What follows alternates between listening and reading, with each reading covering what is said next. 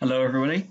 I am Tim Vossum, and welcome to my master thesis presentation about my master thesis, which is titled BGP Security in the Future. So, let me. Um, so, in February of 2008, in response to the trailer of an anti-Islamic film being uploaded to YouTube, the government of Pakistan decided to block access to YouTube within the country.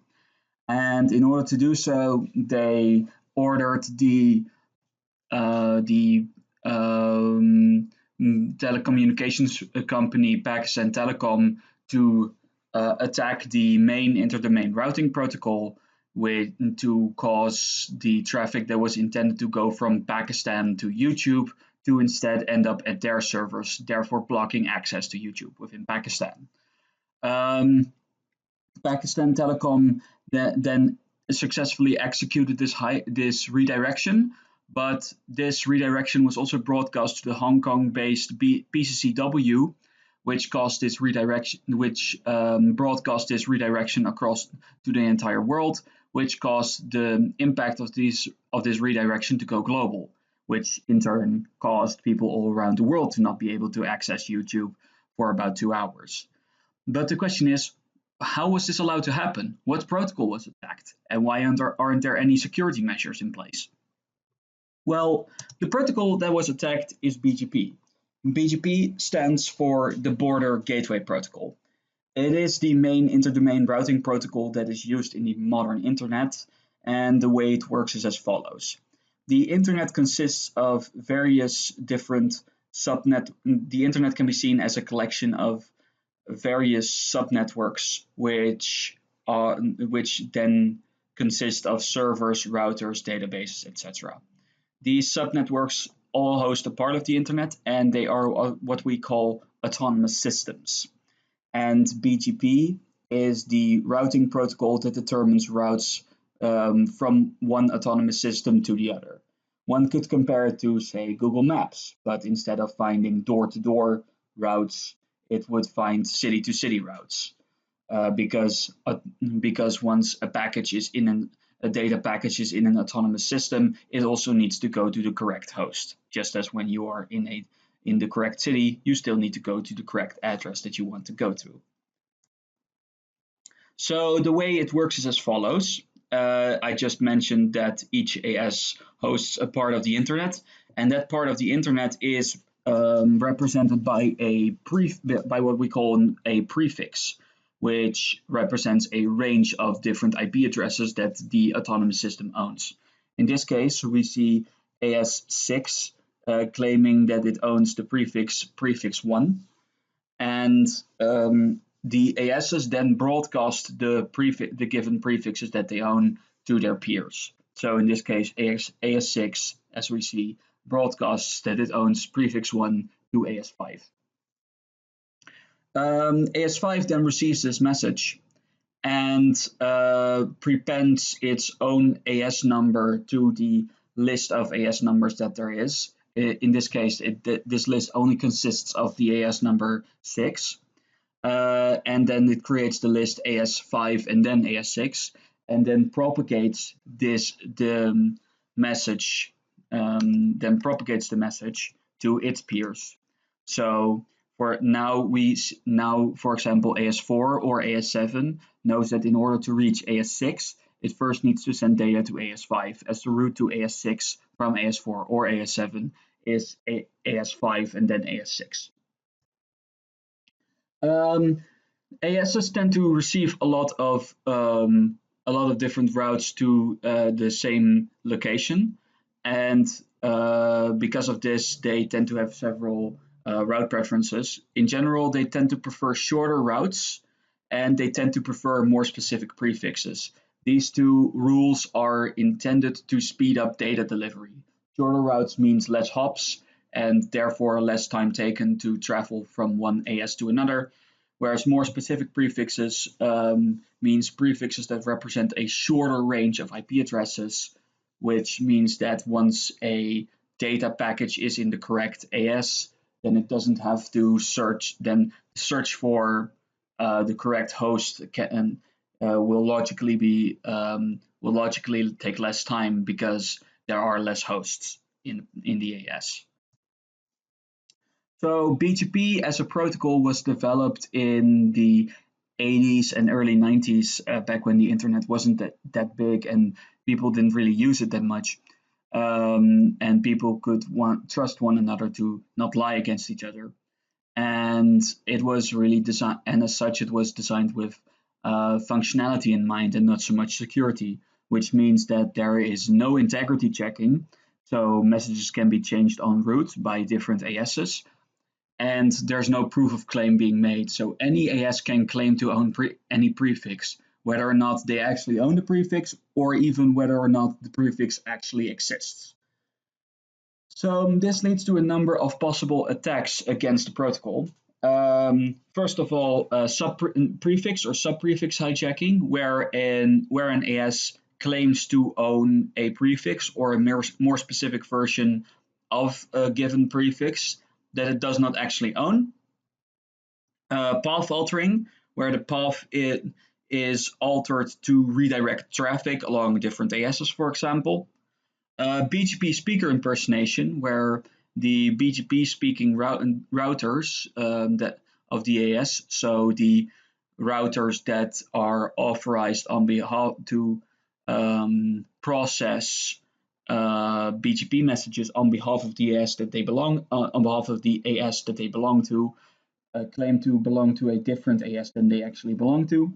And protocol manipulation, where the various other variables in the BGP messages are being manipulated in order to disrupt service, for example. So with these possible attacks in mind, one could ask the question, well, why aren't there any security measures in place? Why hasn't there been anyone to think about a security measure? Well, people have. In fact, there has been about 2 decades of research in securing BGP, but up until this day, there's no solution that's actually used on any large scale as of yet. So this leads me to my research question. Why has no BGP security solution been deployed to protect the entire internet yet? And what can be done to protect ASs against BGP attacks in the future? So there are several factors to consider here. We are talking about around 2 decades of research, which is a long time in computer science, especially in cybersecurity. So there is the potential for some evolution in the threats or in the threat landscape. So how have threats evolved over time, and if so, how have they evolved over time? Is there any evolution in the security solutions, and if so, how? What kinds of security solutions are there? What differences are there between them, etc., etc., etc. And as such, I decided to split up my research question into 3 different research sub-questions. The first one being, how has the threat landscape changed over time, and how has this been reflected in the security that these security solutions provide? The second one being, what kinds of security solutions are out there and what can we learn from comparing them? And the third one being, what new direction would be better for the future of BGP security? So let's go to the first research sub-question. How has the threat landscape changed over time? And do we see this reflected in the security that is provided by solutions? And in order to answer this research sub-question, I took 2 approaches. The first one is a literature survey where I analyze a body of academic work that is relevant to BGP security and BGP attacks in order to find any patterns in the kinds of attacks and threats that they discuss. So I distill the kinds of attacks and the kinds of threats that they discuss over time in order to find any pattern in that.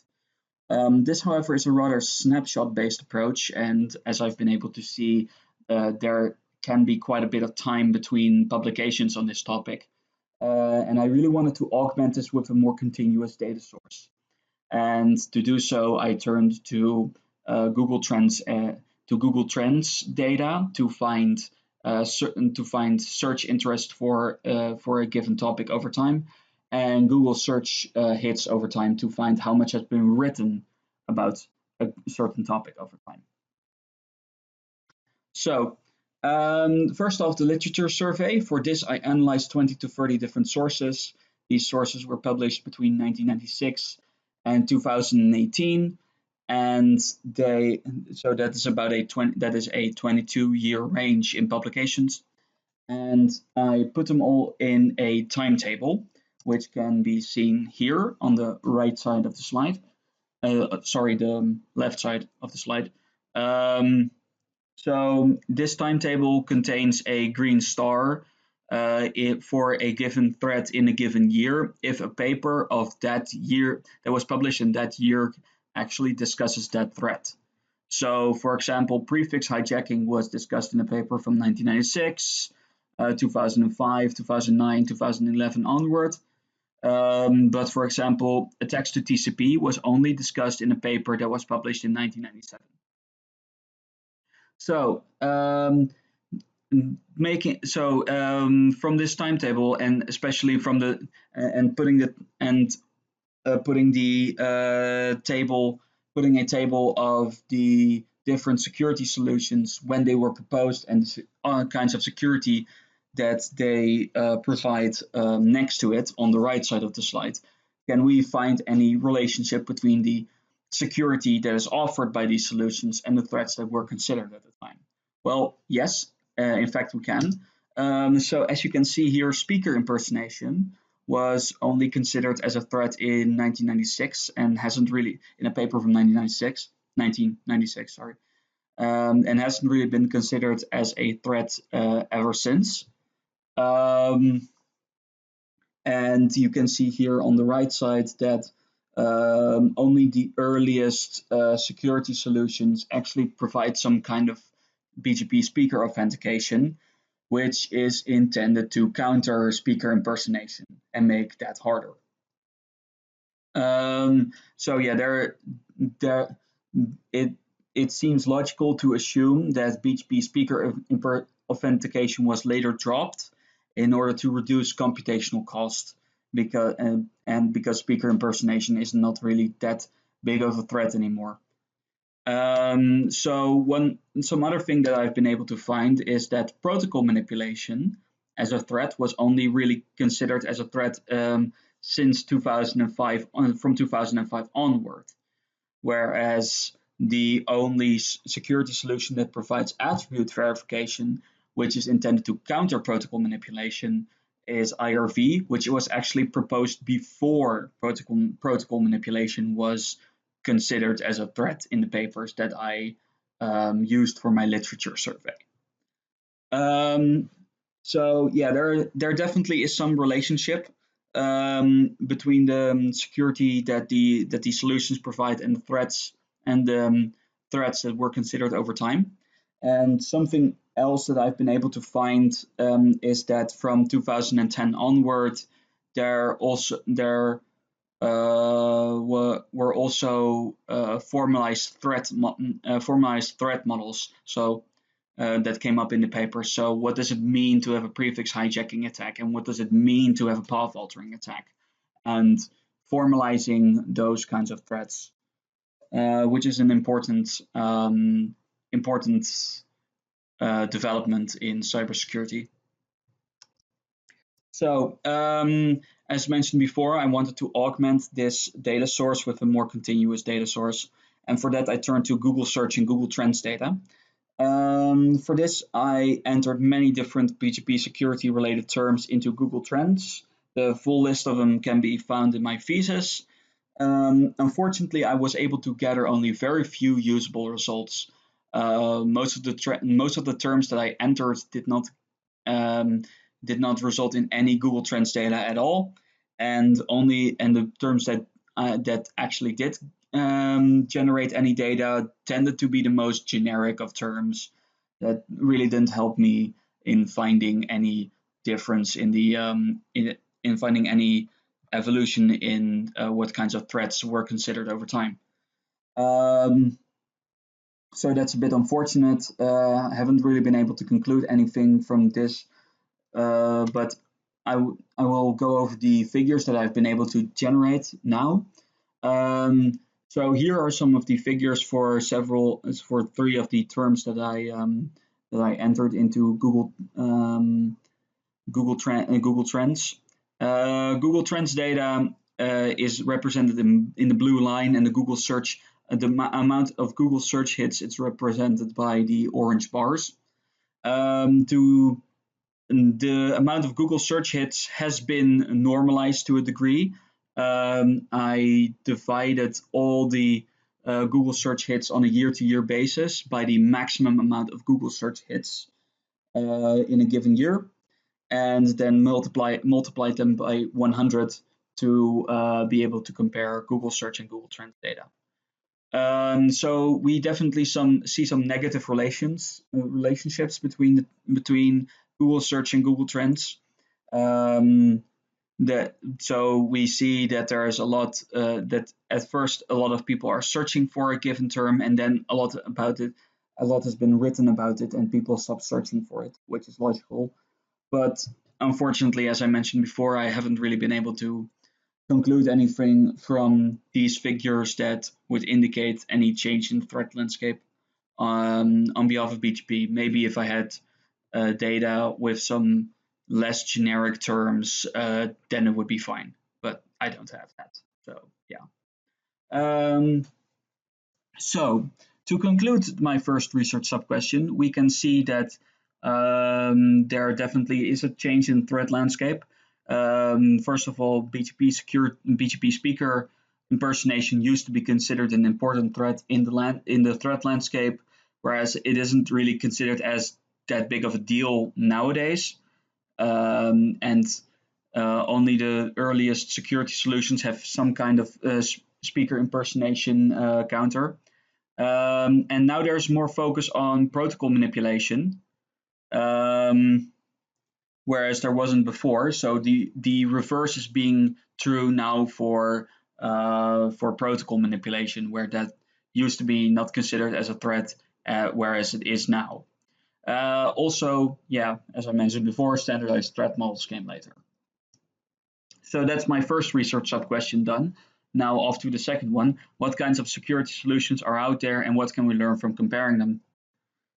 So to compare for this thesis, I compiled a list of 10 BGP security solutions, and to compare them, I compared them on 4 different comparison aspects, which are intended to understand how practical it is to use them.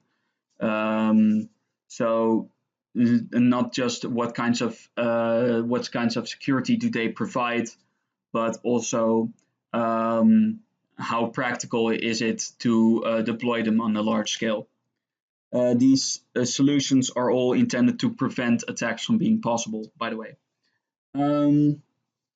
So the 4 comparison aspects that I chose were the kinds of security features that they provide, the cost incurred in using them, the centralization incurred in deploying them, and the estimated security benefit given several previous deployment scenarios. So first off, the security features taxonomy. This one is similar to the one we have seen in the threat landscape analysis. There's just a minor rearrangement in the order of security solutions, and also the year in which they were published isn't visible. So we can see here that all of them provide origin authentication, around half of them provide path authentication, and then BGP speaker authentication and attribute verification are more niche, and we have already seen why that is the case. So yeah, next up is the cost incurred in deploying these security solutions. So for the categories that are relevant to cost, I looked at not only what do these security solutions use, but what would actually be useful to have, or useful to take into account. So for example, using signatures or certificates, is very useful because it can very easily allow for verification of prefix ownership and verification of and what we call resource attestation, where a prefix is a resource and an attestation is proof that you own it. So each of these categories has an estimated additional cost. The justification for this cost can be found in my thesis. And something that comes up here is that there's no preventative security solution that actually uses existing monitoring solutions. There are BGP monitoring solutions online that you can consult in order to maybe find attacks, and those could then in turn be used to, for example, preempt attacks and shut and maybe prepare for a hijack to happen so that the routing table is not poisoned by by redirections. So yeah, next up is the centralization taxonomy, and for this it is important to understand the prefix delegation hierarchy. So there's a certain hierarchy in the prefix delegation space, and at the very top we have the IANA, which is the Internet Assigned Numbers Authority. This is effective. This is a single organization that is responsible for delegating prefixes around the world. Directly under that, we have the regional internet registries, where there are 5 of them in the world, and each of them is roughly responsible for one continent. And that is so that's level below IANA, and the regional internet registries can be shortened to RIERs. Level under that is the LIERs, the local internet registries, which delegate prefixes on country level roughly, and then under that you have ISPs, internet service providers, etc. So we can see here in this taxonomy that either the solution is centralized to RIER level, at least RIER level, or not at all. And although we would not want centralization at IANA level because that would create a single point of failure for the entire internet, the RIER level is slightly better, but still not good because it would still create several points of failure, which through a coordinated attack, an attacker could attack all at once. So then the final taxonomy and the most important one, the estimated security benefits in previous deployment scenarios. So these estimated benefits are that we can see here are based on not only against what kinds of threats do these security solutions provide protection, but also how well does the protection work in these given deployment scenarios. So if all the other ASs adopt a certain solution, then the underlying infrastructure would already be there, and the last AS to adopt it would gain the maximum amount of security that it can gain from deploying the solution. If only 50% of the ASs adopt a certain solution, then it's somewhat dependent on whether or not the solution provides incremental benefit to deployment. But one thing that really stands out from this taxonomy is that there is no solution that provides benefit for a single AS to deploy. So there's no solution that provides benefits to an AS if no other AS has deployed the same solution. This creates somewhat of a catch-22 where no AS would want to be a first deployer of a solution because there's no benefit to be gained from it because no one else has deployed it already, which is a big problem in practical internet security and BGP security in specific. So because of this catch-22 situation, we can learn that preventative security simply does not work, as it is reliant on itself being deployed already for people do gain benefit from it. So the logical next step would be then to look into detective security, because in cybersecurity we have three different modes of operation: prevention, detection, and reaction. And because prevention does not work, the logical next step would then be to go to detection. There are pros and cons to moving toward detection, however. The pros would be that there is no reliance on other ASs to deploy the same detection algorithm, because detection tends to happen within the AS without any communications between ASs being necessary. And because of this, there's also no standardization required for any of these detection schemes, detection algorithms.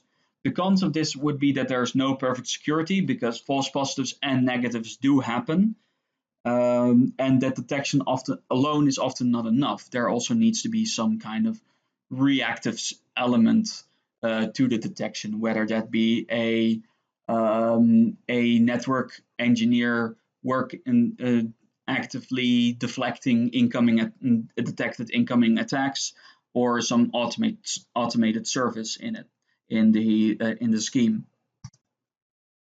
So now, so to answer my second research sub question, we can learn from comparing them that preventative security does not work, and we should move towards detective security.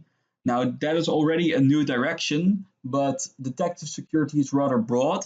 So I wanted to give a more specific answer to the question of what new direction would be better for the future of BGP security. So before I go into detective security, there's one thing that I need to explain, which is the network plane.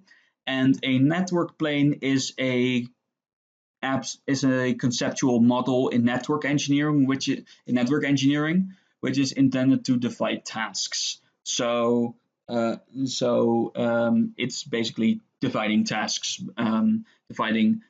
tasks into groups of tasks that have something to do with one another.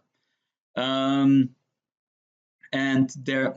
the two network planes that come up often in network security are the data plane and the control plane, where the data plane is responsible for forwarding packets, so receiving data frames and sending them out again, and the control plane is responsible for routing tables, for protocols, for algorithms. So it's responsible for the forwarding behavior of the data plane.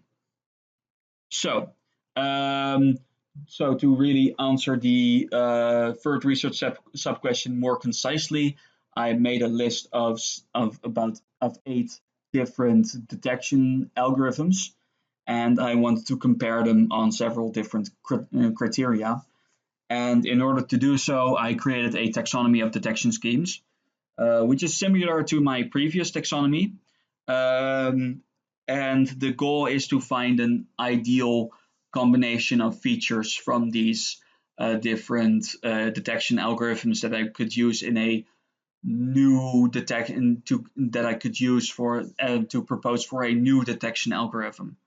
And to do so, I compare them on 4 different aspects: the plane that they gather information and use techniques from, the kinds of information that they use, the techniques that they employ, and the ideal features that they contain. So before I go into the taxonomies, I first need to know what kinds of features I am looking for. And for this, I made a list of both must-have features and some should-have features as well. And I will explicitly use the taxonomies to test for the must-have features, because should-have features kind of fall out of scope. So some of the must-haves are that it must make use of both the data plane and the control plane, as data plane methods tend to be more accurate, whereas control plane methods tend to be more computationally lightweight and allow for easier real-time detection. The scheme should be runnable on its own instead of being a service that one could subscribe to, because that would create a point of failure, which we wouldn't want. It must use as many different kinds of techniques and data and information as possible without redundancy to increase accuracy. It must use only a historic window of data, as the internet it can change as the internet changes over time, and data that was relevant a few years ago might not be relevant anymore now. And then it should have reactive security built into it, and it should be real. It should allow for real-time detection. So these are some of the features that I want in a new proposed scheme. So first off, the planes taxonomy, where these two categories are simply the data plane and the control plane, which are the two planes that come up in these detection schemes. So yeah, we can see here that most of these detection schemes use only one or the other, and Humao and Argus actually use both. So then next up is the information taxonomy, which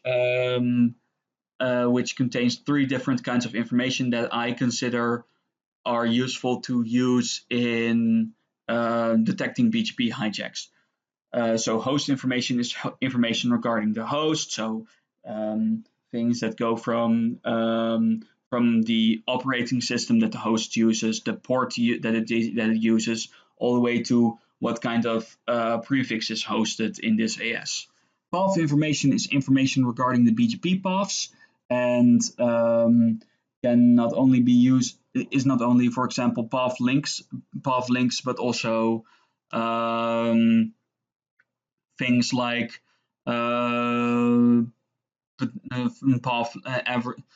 path length, for example.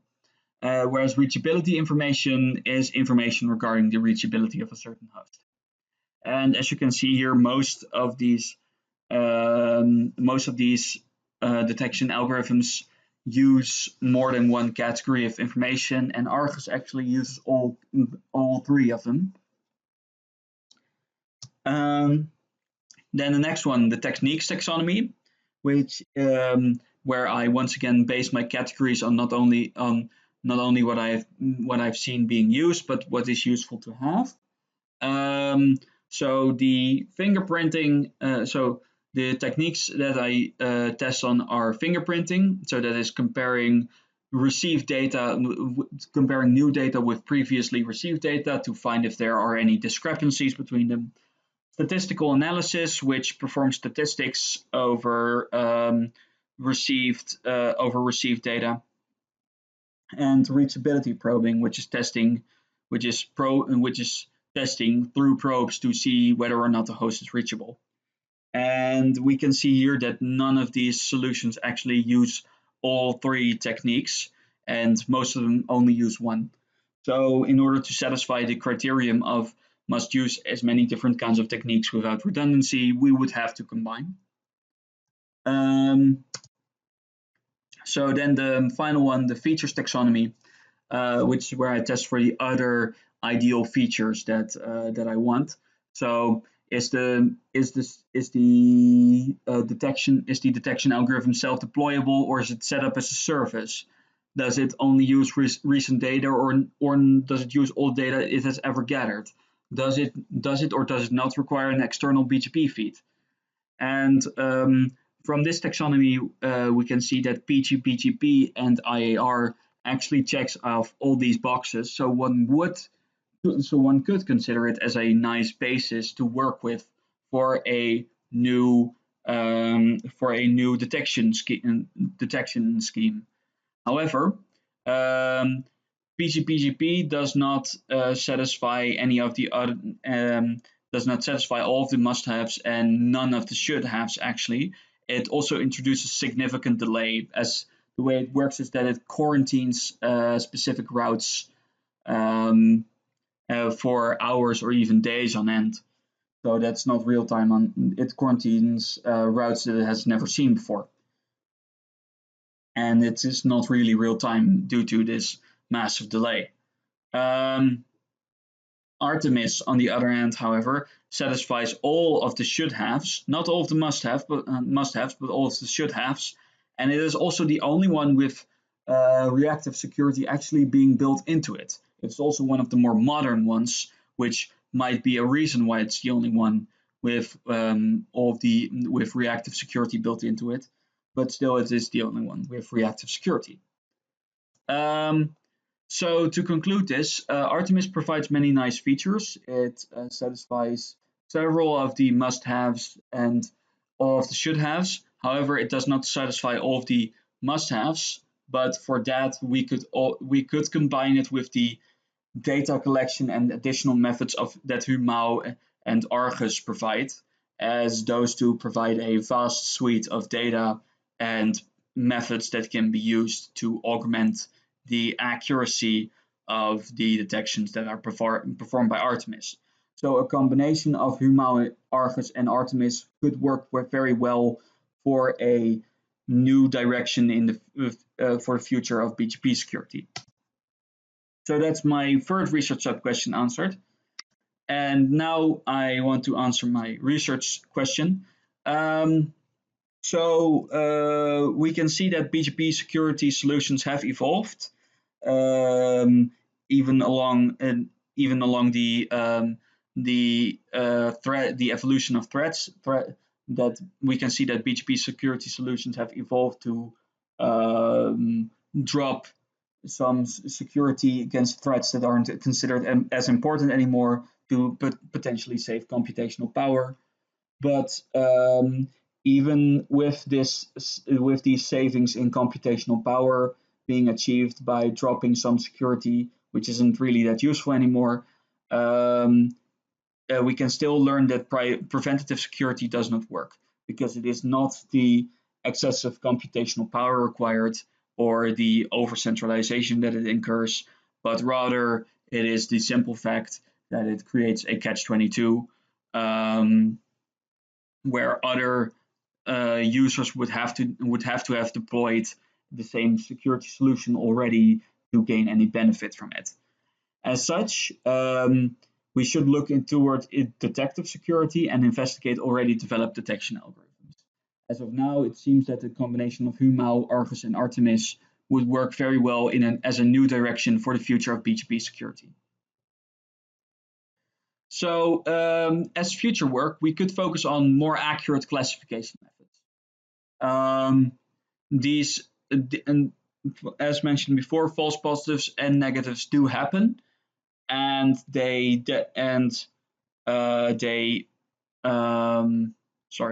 false positives and negatives do happen, and we could always focus on having more accurate classification. We could also focus on better reactive security, as right now there's only one way of reactive security, which is effectively countering prefix hijacks by executing a counter sub-prefix hijack. We could also focus on detecting path altering attacks. Right now, detection really focuses on detecting prefix hijacks and not so much path altering attacks. But for example, Artemis has some features that, once used correctly, could be used to very nicely detect path altering attacks as well. So this was my presentation, and I hope you enjoyed.